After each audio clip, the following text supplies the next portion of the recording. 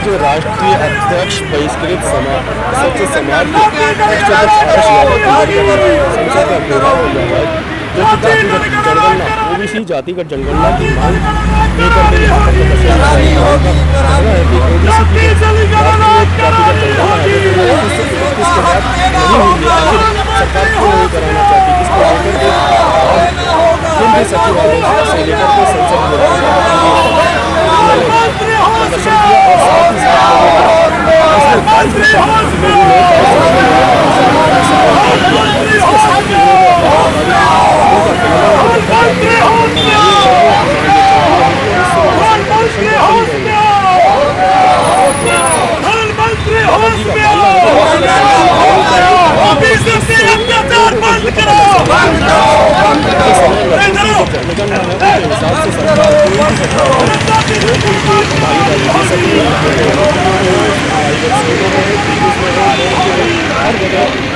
भागीदारी मिलनी चाहिए। आखिर सरकार की क्या मंशा है, क्यों ओबीसी जनगणना नहीं कराना चाहिए। तो हमने ये सवाल किया कि सरकार ने राज्यों को लेकर के राज्य को निर्देश दे दिया है कि वो चाहे तो अपने लेवल पर इस काम को कर सकते हैं। तो उन्होंने साफ कहा कि जो सरकार नीतियाँ बनाती है, सरकार को जनगणना भी करानी चाहिए और सरकार भी नीतियों को कराने के लिए स्वागत है। राज्यों के ऊपर लोगों को गुमराह करना और गुमराह करने के आदेश है वो अभी मौजूदा सरकार से रही है। इस मामले में नेता को आगे भी इस तरीके का प्रदर्शन जारी करते रहेंगे और मीडिया से इनको रोका गया है।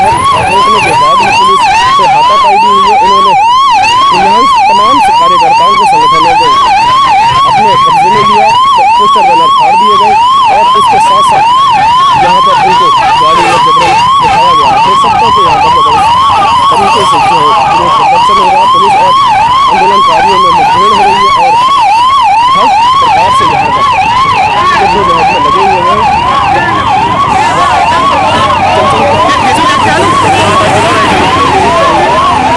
क्या मंशा है, सरकार भी क्यों नहीं सरकारी आंकड़े पेश किए जाते हैं, आंकड़े जनसंख्या जनगणना होती भी है तो आंकड़े क्यों नहीं पेश किए जाते हैं। इन तमाम मुद्दों को लेकर आर एस यादव जी ने संसद घेराव किया जिसमें 22 संगठन थी और देखा तो यहाँ पर किस तरीके से जद्दोजहद के बाद में गिरफ्तारी आदि की गई।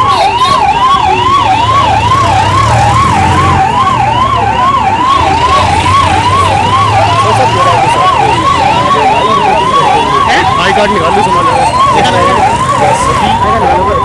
प्रदर्शनकारी और पुलिस बल आपस में जोरदार धक्का-मुक्की के साथ लगे हुए हैं। पोस्टर्स मारे जा रहे हैं, बैनर्स मारे जा रहे हैं और उसके साथ ये कार्यवाही चल रही है।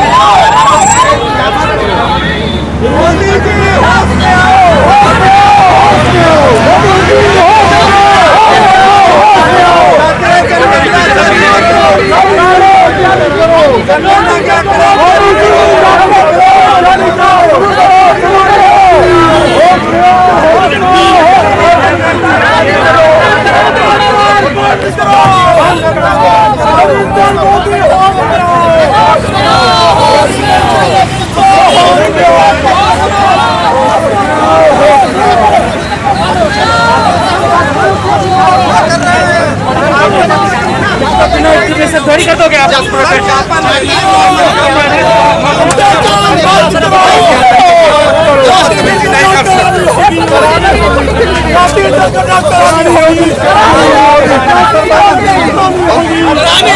करानी होगी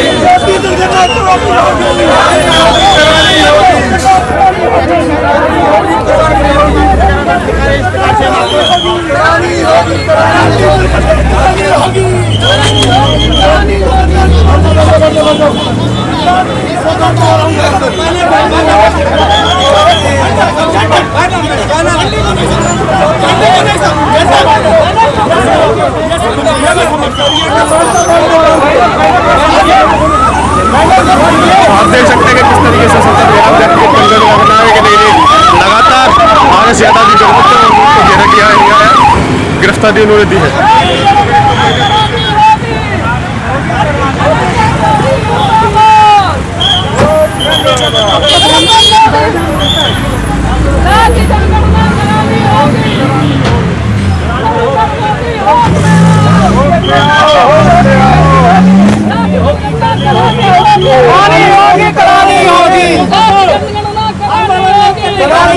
करानी होगी। होश में आओ, होश में आओ।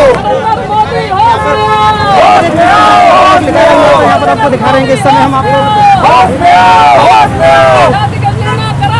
करानी होगी, करानी होगी, करानी होगी, करानी होगी, करानी होगी, करानी होगी, करानी होगी, करानी होगी। आरक्षण विरोधी मोदी सरकार नहीं चलेगी, आरक्षण विरोधी मोदी सरकार नहीं चलेगी, नहीं चलेगी। पिछड़ा विरोधी मोदी सरकार नहीं चलेगी, नहीं चलेगी। पिछड़ा विरोधी मोदी सरकार नहीं चलेगी, नहीं चलेगी। जात विरोधी मोदी सरकार नहीं चलेगी, नहीं चलेगी।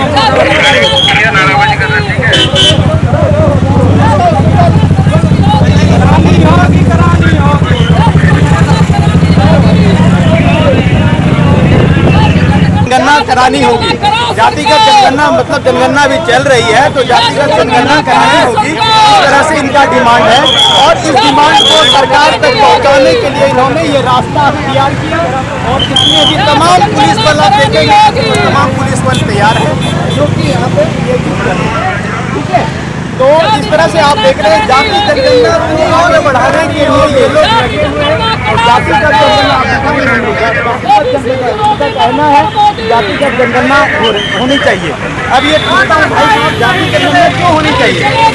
इसलिए होनी चाहिए कि 1931 के बाद जो है भारत में कोई भी जाति जनगणना नहीं कराई गई है। और हमको ये जानने का हक है कि ओबीसी समाज कितना है, इसमें सेंसस लागू किया जाए और सेंसस जारी किया जाए, जिससे हमको जो है और अधिकार मिले। हमारा आज 27% आरक्षण है, हमारी आबादी 58% है, तो हम 27 क्यों 58 लेंगे हर क्षेत्र में, ये हमारी डिमांड है। जातिगत जनगणना कराने से सभी जातियों की जनगणना होगी या ओबीसी की जनगणना होगी? सभी जातियों को होगी। इससे मानक तय हो जाएगा कि किस समाज में कितने लोग अभी जो है कितने पिछड़े हैं और उनको कितनी सर्विस मिली है और सामाजिक रूप से वो कितने उत्थान किए हैं और कितने निम्न स्तर पर हैं। इसका सेंसस जारी होना हर समाज के लिए बेहतर है, जिससे भारत के भविष्य में जो है उन्नत हो। सरकार ने कह दिया कि राज्य चाहे तो अपने सरकार जनसंख्या का जो ओबीसी संगणना है उसको करा सकती है। आप फिर राज्य सरकार कितनी कराएगी इसकी कोई बात नहीं।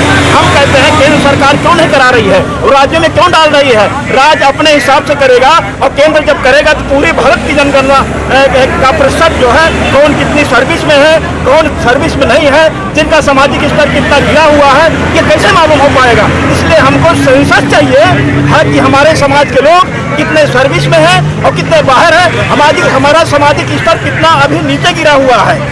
हम उसके अनुसार अपने आरक्षण की मांग कर सकते हैं और हर क्षेत्र में हमको चाहिए। ये नहीं कि सिर्फ सर्विस में, हमको प्राइवेट जॉब में भी आरक्षण चाहिए, ओबीसी का, एससी एसटी माइनॉरिटी का। ये हमारी डिमांड है भारत सरकार से, माननीय प्रधानमंत्री जी से। तो क्या लगता है आप जो ये प्रदर्शन कर रहे हैं, इससे पुलिस बल तैयार है आपको रोकने के लिए, क्या आपकी प्रदर्शन सफल हो पाएगी? देखिए, हमारा काम है प्रदर्शन करना और सरकार तक अपनी आवाज को पहुंचाना। हम चाहे कम हो और चाहे अधिक हो, लेकिन हम जो है अपनी बात को सरकार तक पहुंचाने का काम करते हैं। और हमारे पार्लियामेंट के अंदर उसको इस बात को सोचेंगे, हमारे इस कार्य को सोचेंगे, संघर्ष को सोचेंगे, तो निश्चित है पार्लियामेंट के अंदर हमारी बात करेंगे वो। तो आपने यही मार्ग क्यों चुना? अभी देखिए इतने पुलिस सिस्टम है जो तबाह है आपके पीछे, आपने जो विरोध प्रदर्शन का मार्ग चुना, ये मार्ग आपने क्यों चुना? इसलिए चुना कि ये लोकसभा के इर्द गिर्द है। लोकसभा के इर्द गिर्द जो है राजनीतिक सूझबूझ के लोग पहुंचते हैं, तो हम अपनी बात को इस स्थान से जो है वहां तक पहुंचाना चाहते हैं। आपको पता होना चाहिए 15 अगस्त का माहौल है, आपके बेस में देश में और तरह के लोग भी घुस सकते हैं, जिससे कारण हमारे सिस्टम डिस्टर्ब हो सकता है। तो आपने ऐसा अख्तियार क्यों किया रास्ता? देखिए, हमारा जो क्योंकि अभी 15 अगस्त का समय है, 15 अगस्त में हमारा जो भी कार्य है ये संघर्ष लोकतांत्रिक व्यवस्था के दायरे में है। लोकतंत्र हमको मजबूती देता है कि हम अपनी बात को अहिंसात्मक ढंग से अपनी बात को लोगों के बीच पहुंचाने का काम करें। साथियों, इनका कहना है कि अहिंसात्मक ढंग से हम जो है ये करेंगे प्रदर्शन और ये सही है, इनका ये कहना है। तो इसको ध्यान में रखते हुए हम लोग यही गुजारिश करते हैं कि इनकी भी बात पर रखा जाए और सरकार का सिस्टम भी डिस्टर्ब न हो जाए, ऐसा कुछ किया जाए। धन्यवाद। आरपी सिंह पटेल हो और ओबीसी आर्मी का जो है वो भी ठीक हो। तो यहाँ पर लगभग कितने संगठनों का सहयोग आपको मिला है? 22 संगठन का सहयोग मिला। 2200 का 2200